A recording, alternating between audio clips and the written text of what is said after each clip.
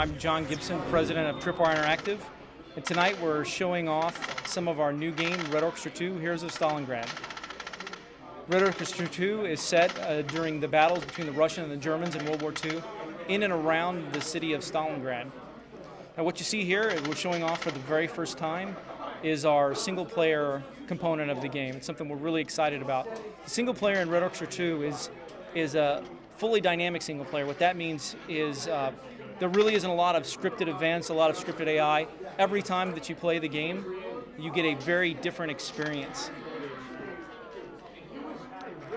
It's also one of the first times, or actually I guess the first time anyone has ever done a single player game with a first-person shooter from the German perspective. And we're doing it very apolitical. It's not about any ideology or anything. It's just about the soldiers and the story of them progressing through the battle. And what you see right here is our first-person cover system being demonstrated with our 3D sniper scopes. As you can see, you're locked onto cover. When you bring up your iron sights, you very quickly pop up. This really streamlines the interaction that the player has with objects in the world. Another different aspect about the single player in Red Orchestra 2 is, since it's not about a single soldier or the story of a single soldier, when you die in the single player, the mission's not necessarily over.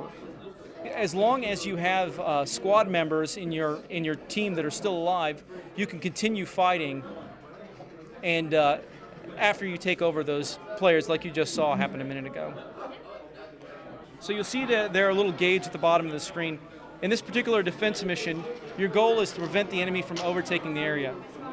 Now, what that manpower meter shows you is that you're starting to get overwhelmed. As it fills up with red when you're on the German side, you see that you're getting more and more enemies in the objective area, and you want to keep your team from getting overwhelmed.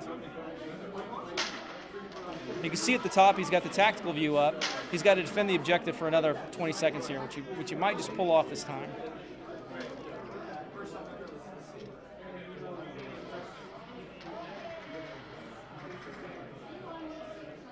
We just got to hold a little bit longer.